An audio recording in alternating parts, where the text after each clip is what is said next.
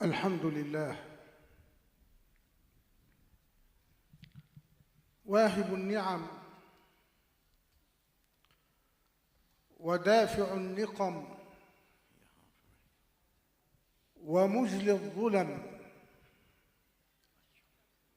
ومحصي الأمم. من للعباد سواه؟ من يجيب المضطر إذا دعاه؟ من خلق الإنسان وسواه؟ من بفضله وقدرته أوجده وهداه؟ إنه الله. बिस्मिल्लाहिर्रहमानिर्रहीम। आपने सबसे पहले जो खुतबा पढ़ा है उसमें अल्लाह रब्बुल इज़्ज़त की तौहीद का बयान फरमा रहे हैं कि हमारा रब वो है जो हमें रिज़्क़ अता करता है और सारी ताकतों का मालिक है, इस कायनात को पैदा फरमाने वाला है, जिसकी हुक्म के बग़ैर कोई पत्ता भी गर्दिश नहीं कर सकता, और हम उसी के बंदे हैं और उसी के नाम की माला जपते हैं। رضاك خير من الدنيا وما فيها يا مالك النفس قاصيها ودانيها فليس للنفس آمال تحققها سوى رضاك فذا أقصى أمانيها فنظرة منك يا سؤلي ويا أملي خير إلي من الدنيا وما فيها. ऐ मेरे मालिक, तू ही मेरी जान का मालिक है और तू ही सारी नेमतें अता करने वाला है। करीब को भी तू ही नवाजता है और दूर को भी तू ही अता फरमाता है। बस हम तेरी तरफ मुतवज्जे हो के तुझसे ही खैर व बरकत का सवाल करते हैं। وأشهد أن سيدنا ونبينا محمد عبده ورسوله وصفيه من خلقه وحبيبه. سيدي يا رسول الله، مهما تحدث لساني بالثناء عليك فلن يوفيك ولو قدرا يسيرا من حقك. تفضل دكتور محمد. या रसूल अल्लाह सल्लल्लाहु अलैहि वसल्लम, मेरी जान आप पे कुर्बान हो, मैं जिस कदर भी आपकी तारीफ करूं, मैं आपकी तारीफ का हक अदा नहीं कर सकता, बल्कि आपकी तारीफ तो दरकिनार, आपका नाम लेना भी मेरे लिए बहुत बड़े शरफ की बात है। فعذرا إليك रसूल الله إن قصرت في وصف فإن جمالكم لن يوصفا.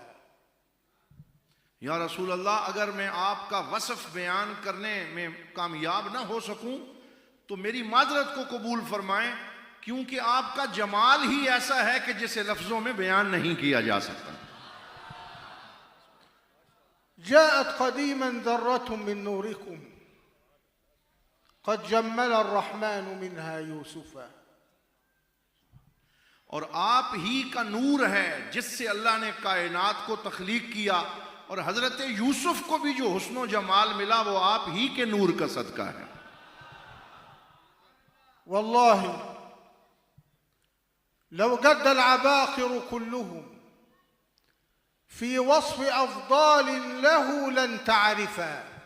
और अगर सारी दुनिया के मुतकल्लिम और बोलने वाले आपके फजलो कमाल को बयान करना शुरू कर दें तो वो आपके कमाल का एक जर्रा भी बयान नहीं कर सकते।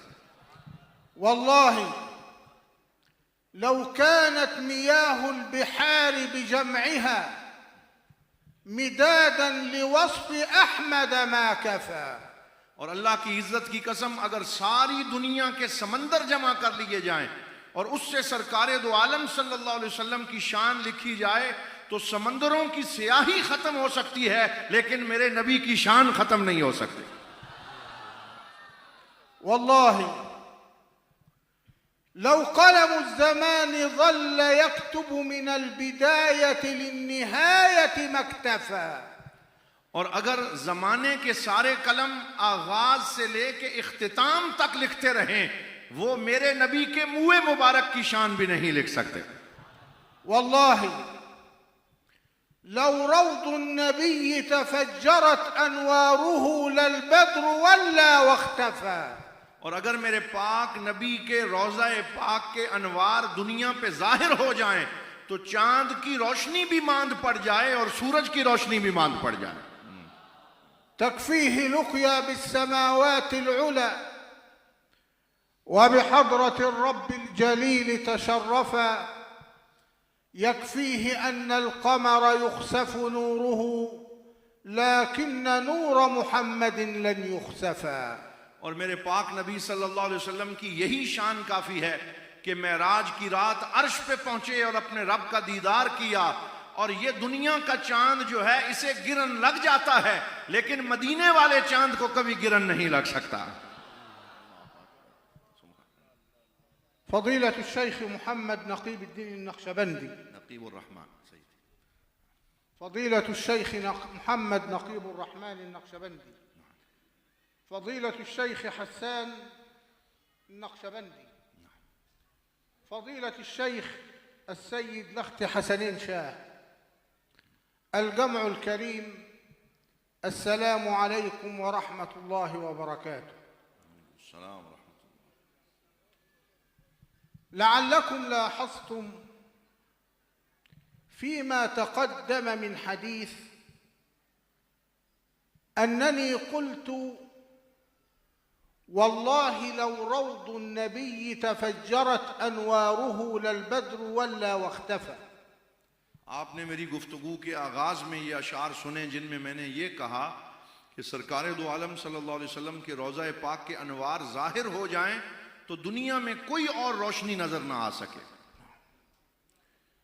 وأصل الكلام الذي كتبه المؤلف والله لو قبر النبي تفجرت أنواره للبدر ولا واختفى. और शायर ने असल में जो शेर लिखा है उसमें उसने ये लिखा कि सरकार की कब्र अनवर अगर जो है वो जाहिर हो जाए तो फिर दुनिया में कोई और नूर नजर ना आए। فلماذا تركت كلمة القبر وذكرت كلمة الروضة؟ तो मैंने उस शेर में तसर्रुफ करते हुए कब्र के लफ्ज की जगह रोज़ा शरीफ का लफ्ज इस्तेमाल किया है। لأنك لو قلت النبي في قبره فهذه إساءة أدب منك، لأن القبر على صاحبه إما روضة من رياض الجنة وإما حفرة من حفر النار। क्योंकि सिर्फ हुजूर सल्लल्लाहु अलैहि वसल्लम के मज़ार को कब्र कहना ये आदाब रिसालत में आप सल्लल्लाहु अलैहि वसल्लम के खिलाफ है, इसलिए जब हुजूर के मज़ार की बात की जाए तो रोज़ा शरीफ का लफ्ज़ इस्तेमाल करना चाहिए। والنبي صلى الله عليه وسلم ليس في قبر وإنما في روضة، لأن الروضة لا تقال إلا مقترنة بالجنة، ونحن أحباب النبي صلى الله عليه وسلم بالتبع نعيش في روضة الجنة مع سيدنا رسول الله। और सरकार दो आलम सल्लल्लाहु अलैहि वसल्लम कब्र में नहीं हैं बल्कि आप जन्नत के बागों में से एक बाग में हैं, और हम भी गुलामी रसूल का सदका हुजूर के साथ उसी बाग के अंदर नेमतें हासिल कर रहे हैं। وأذكر أن الأخ الدكتور محمد نعيم عندما رآني وقد أقبلت إلى باكستان العامرة قال لي أنتم في مصر إذا جاءكم ضيف تقولون دحن زرنا النبي صلى الله عليه وسلم। वो मेरे हवाले से कह रहे हैं कि जब मैं पाकिस्तान पहुंचा तो एयरपोर्ट पर इसने मुझसे सवाल किया कि जब मिस्र में कोई मेहमान आपका आता है तो आप अपनी आमिया ज़ुबान में कहते हैं ज़रना नबी, के आज सरकार दो आलम सल्लल्लाहु अलैहि वसल्लम हमारे पास जलवा फरमा हुए हैं। जब कोई आलिम आता है तो यूं कहते हैं, तो ऐसा क्यों कहते हैं? وهذه حقيقة، لأن الضيف المحب لسيدنا رسول الله الرسول صلى الله عليه وسلم يعيش في قلبه، لأن الله هو الذي قال واعلموا أن فيكم رسول الله فإذا ما جاءنا المحب لرسول الله فقد جاءنا रसूल अल्लाह। और ये हकीकत है कि जब हमारे पास हुजूर का कोई आशिक मेहमान आता है तो उसके दिल में सरकार दो आलम सल्लल्लाहु अलैहि वसल्लम जलवा फरमा होते हैं, क्योंकि अल्लाह ने कुरान में इरशाद फरमाया वअलमू अन्न फीकुम रसूलुल्लाह, कि जान लो कि अल्लाह का रसूल तुम्हारे अंदर जलवा फरमा है। तो जब कोई आशिक आता है तो दर हकीकत रसूल पाक का जलवा आ जाता है। وأنتم في هذه الساعة المباركة التي خلا فيها كل محبوب لحبيبه لم يجلسكم في هذا المكان إلا محبتكم لسيدنا رسول الله، فوجب أن يكون رسول الله فيكم فرسول الله معنا الآن। और फरमाया रात के इस पिछले पहर जबकि हर कोई अपने खलवत कदे में आराम कर जाता है, इतनी बड़ी तादाद का इस महफिल में हाजिर होना इस बात की दलील है कि आप इसीलिए आए हैं कि आप रसूल पाक से सच्ची मोहब्बत करते हैं। और जब आप रसूलुल्लाह से सच्ची मोहब्बत करते हैं तो कुरान ने फरमाया कि अल्लाह का रसूल आपके दिलों में है, तो इस वक्त मैं यकीन से कहता हूं कि रसूल पाक के अनवार इस महफिल के अंदर मौजूद हैं। ولذلك الآن نصيحتي لكم لا تقولوا عليه صلى الله عليه وسلم بضمير الغيبة صلى الله عليه، لأن هذه تقال للغائب، وإنما تقولون الآن صلى الله عليك وسلم لأنه حاضر فيما بينكم।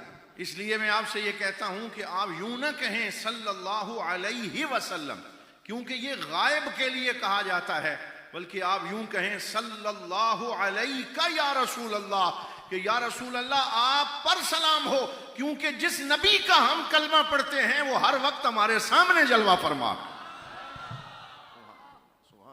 वमा ज़ालिक,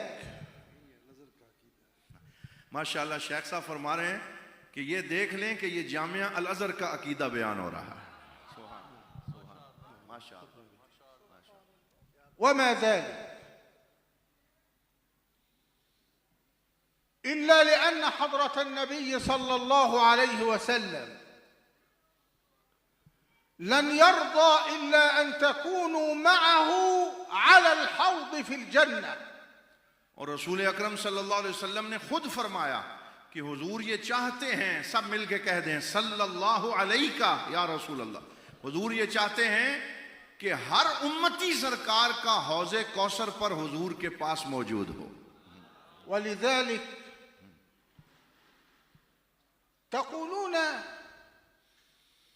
वहल यअलमु अन्नबी सल्लल्लाहु अलैहि वसल्लम बितजम्मुअना, नबियुकुम सल्लल्लाहु अलैहि वसल्लम हुवा अल्लज़ी क़ाल तुअरदु अलय्य अअमालकुम कुल्ल यौमिन फ़ी الصबाह व फ़ी المساء فما وجدت فيها من خير حمدت الله وما وجدت فيها من شر استغفرت الله لكم، وكأنكم عندما تقدمون الخير لأنفسكم ولحياتكم ولأوطانكم يسر النبي بصنيعكم ويباهي بكم النبي صلى الله عليه وسلم الملأ الأعلى في الأرض وفي السماء।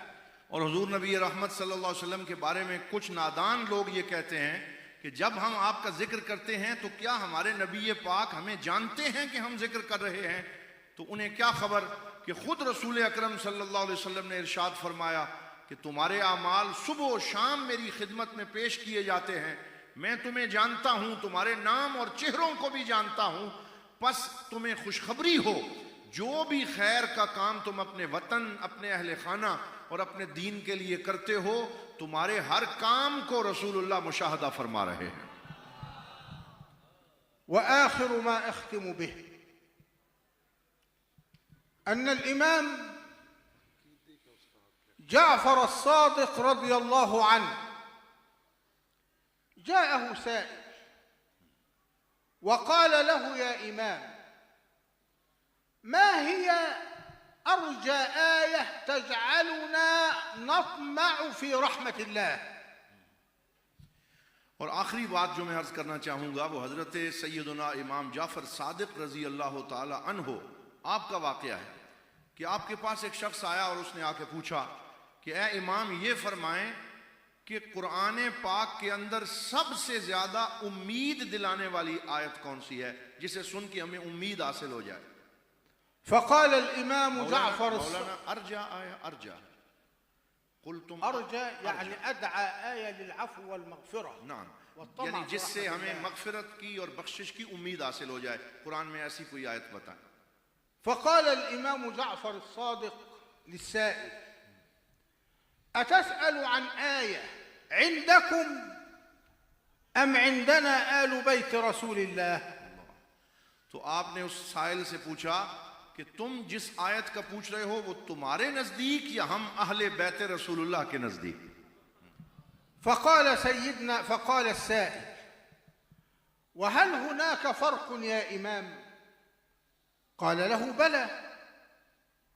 ثم قال الإمام جعفر الصادق: أما عندكم أنتم فأرجى آية في كتاب الله تدعو الإنسان إلى العفو والطمع في مغفرة الله ورجاء الرحمة من الله، فهي قول الله: قل يا عبادي الذين أسرفوا على أنفسهم لا تقنطوا من رحمة الله إن الله يغفر الذنوب جميعا.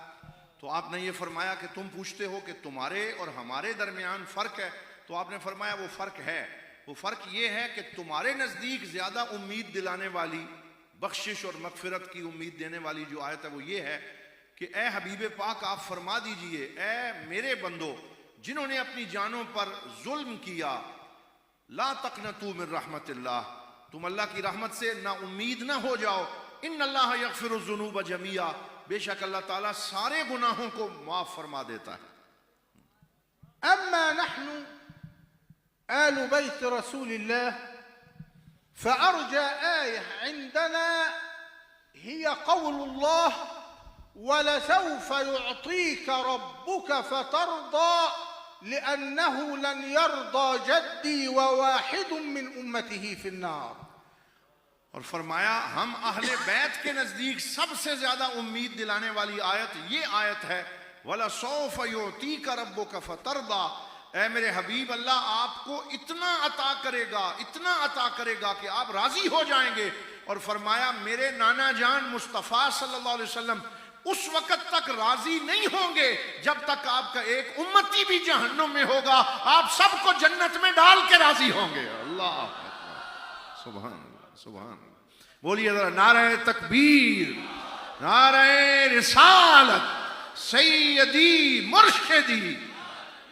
और मैं ये कहना चाहता हूं हजरत की गुफ्तगू में कि ये अल अज़हर का अकीदा पढ़ाने वाला उस्ताद आपको जो अकीदा बता के जा रहा है, इसे आपने याद रखना है। وفي النهاية هذه الوجوه النيرة التي جمعنا الله سبحانه وتعالى على غير موعد ولا على غير أرحام بيننا، أهديها محبتي في رسول الله. सुभान। फरमाया आज की इस महफिल में जो बगैर किसी मौइद के, यानी बगैर किसी अपॉइंटमेंट के और बगैर किसी खूनी रिश्ते के हम यहाँ आज जमा हुए हैं, आज के दिन मैं अपने दिल में मौजूद मोहब्बत रसूल आपको तोहफा देता। وأمل وأعلم يقينا أن سيدي رسول الله صلى الله عليه وسلم في روضه الآن يسمعنا ونحن نعلن بلسان حالنا وقولنا بأننا نحب رسول الله، وأملي أن يقول لنا في هذه الساعة: انصرفوا فقد غفر الله لكم، وصلى الله على سيدنا محمد وعلى آله وصحبه وسلم. फरमाते हैं मेरा ये अकीदा है कि इस वक्त रसूल अकरम सल्लल्लाहु अलैहि वसल्लम अपने रोज़ा पाक में हम गुलामों का मुशाहदा फरमा रहे हैं। और जब मैंने ये अर्ज किया या रसूल अल्लाह हम आपसे दिल से मोहब्बत करते हैं, तो मेरे नबी का जवाब आया, आज हर बंदा यहां से माफी और बख्शिश का परवाना लेके जाएगा। माशा अल्लाह, एक बात आपने तवज्जो की या नहीं की, हज़रत ने गुफ्तगू में बारहा हुज़ूर अलैहिस्सलाम की कई मकामात को बयान फरमाया, लेकिन बिलखुसूस जब कहा ना कि जब हुज़ूर पे दुरूद भेजो तो हुज़ूर को हाजिर ना जान के सल्लल्लाहु अलैहि का या रसूल अल्लाह, काफ ज़मीर से हाजिर नाजिर जान के, सुनने वाला जान कर भेजो। तो फिर साथ कहा कि जो बंदा बयान कर रहा है ये पर्सनली बयान नहीं कर रहा, ये जामे अज़हर का अक़ीदा बयान कर रहा है। ये बहुत बड़ी बात है माशाअल्लाह। तो पता चला कि या रसूल अल्लाह कहने वाले तो अल अज़हर के शोबों के निगरान हैं माशाअल्लाह। मैं दिल की अता गहराइयों से हज़रत का शुक्रिया अदा करता हूँ। आज अल्हम्दुलिल्लाह मुझे उस वक्त बड़ी तशवीश थी कि ये जब हज़रत ने मुझे फरमाया कि वहाँ पर मैं इस्तकबाल करूँ, लेकिन फिर क्योंकि कराची में था मैं, लेकिन आज अल्हम्दुलिल्लाह यहाँ मुझे मौका मिला हज़रत का इस्तकबाल करने का। अल्लाह ताला हज़रत का आना पाकिस्तान के लिए बाइस बरकत और बाइस रहमत फरमाए। मैं दिल की अता गहराइयों से शुक्रिया अदा कर। सैयदना शेख यकूल क़ुदूमु का इला पाकिस्तान बरका व रहमा व अल यौम बय्यनता अक़ीदता मुहब्बत रसूल सल्लल्लाहु अलैहि वसल्लम बितरीक़ा तुद यानी दखल फिल क़ुलूब व नहनु नुरहिबु बिक व नशकुरुका अला हाज़िहि ज़ियारत अत-तय्यबा बारकल्लाहु फ़ीक। और मैं आखिरी जुमला ये अर्ज़ करना चाहूँगा कि हम जब आए तो हमने शेख मोहतरम को ये नहीं बताया कि किस मौजू की महफ़िल है, वो तो अचानक आ गए। लेकिन ये मैं इनका रूहानी तसर्रुफ़ समझता हूँ कि वो जूँ ही यहाँ आए और जिस मौजू पे उन्होंने गुफ्तगू की, वो समझ गए कि यहाँ जो शेख तरीक़त बैठे हैं ये हर वक्त रसूलुल्लाह की बातें करते हैं। वाह वाह, सुभान अल्लाह, तो ये इन हज़रात का कल्बी आपस का ताल्लुक़ है और मशाइख जो हैं ये दिलों के इनके राब्ते हैं, और अल्लाह ताला इनको हमेशा सलामत रखे। माशाअल्लाह।